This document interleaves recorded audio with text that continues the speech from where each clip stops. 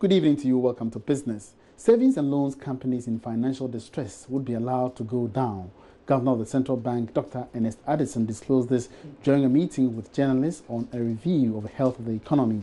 Some of the companies are said to be in a precarious financial state as a result of panic withdrawals, which was due to recent developments in the banking sector. Meanwhile, threats to upward inflation rates and economic growth have forced the Bank of Ghana to hold its key lending rate at 17%. There's more in this report. The governor in his address noted that it still wants to study developments on the international markets before it reacts by using the policy rate.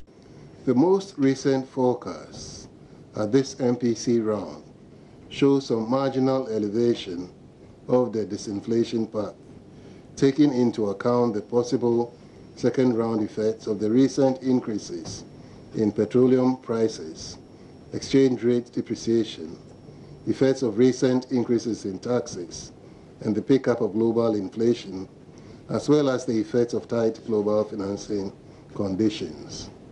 These ordinarily would have warranted some adjustment in the policy rate.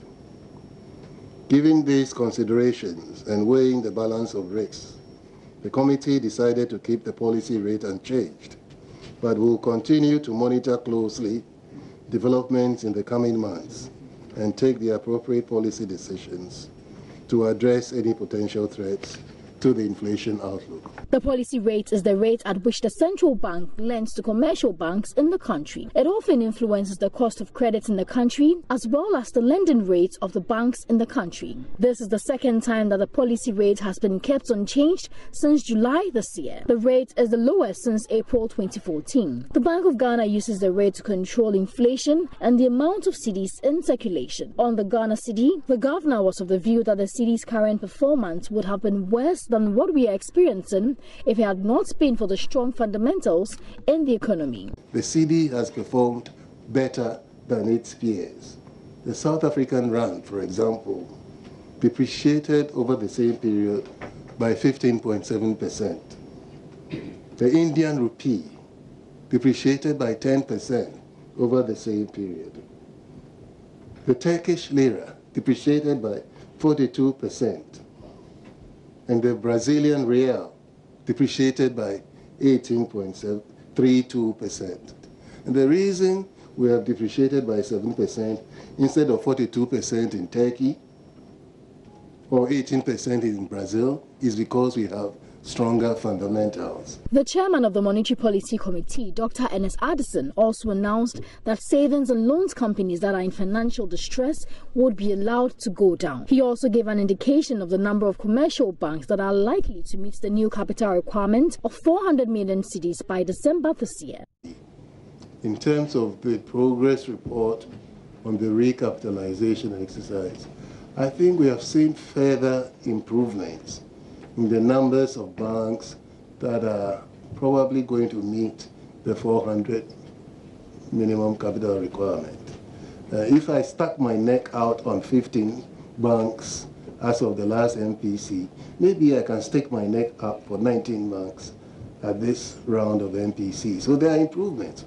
We are beginning to see more and more banks, being likely to meet that particular minimum capital requirement. On men's gold, Dr. Ernest Addison noted that it fully supports actions taken by the Securities and Exchange Commission in dealing with the situation. Yes, we had raised the fact that we had a problem with their operations. In our view, they were more or less taking on deposits, which we disagreed with. And they've also had some issues with the SEC. The SEC has decided to take action against them, and we fully support the SEC in the action that they have taken against men's gold. That rumor about BOG putting dollars into men's gold, obviously, this is just misinformation. I don't see any basis for that.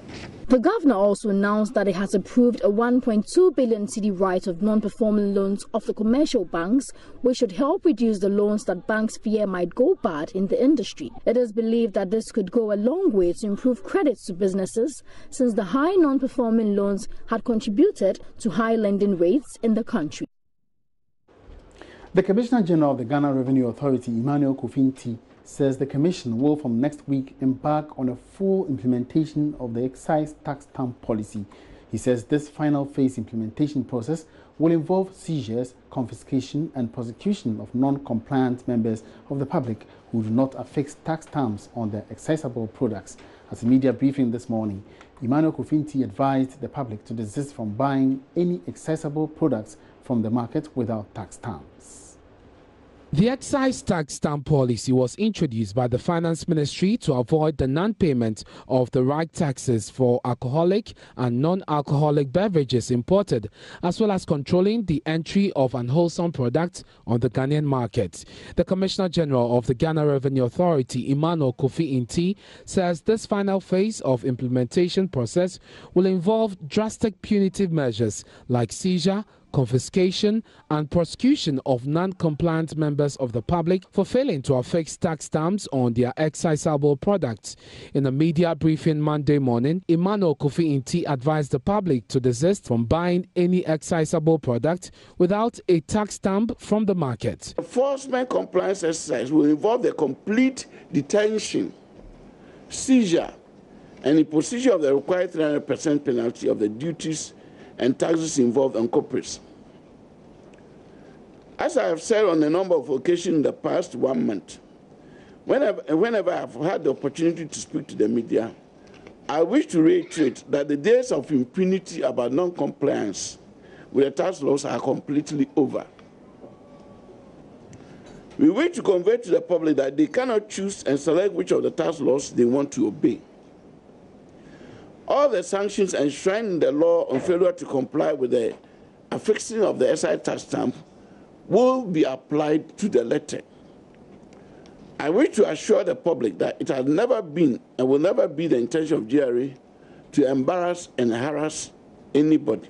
The Commissioner General believes the government has given so much grace period to both manufacturing firms and retailers to deal with the challenges associated with the policy for some time now, hence the new action. Advisor to the Commissioner, Akwesi Yanchere, explained the way out for manufacturing firms facing some challenges with cost of affixing machines. We have handheld affixing machinery. The handheld, we have the one which you just fixed, and we have one which is motorized, which is faster, a little more efficient. That one, the landed cost is about $2,700, so that, I mean, if you clear it, I assume that to be around $3,000 a piece, which you can buy, which you can use. So if you are a small-scale producer, you can buy some of it. The excise tax stamp is a specially designed digital stamp with security features which will be affixed on specific excisable goods in Ghana, whether locally manufactured or imported, to show that taxes or duties have been paid or will be paid on them. And that's all in business tonight. Many thanks for watching. My name is Emmanuel Abuaji. We are good evening.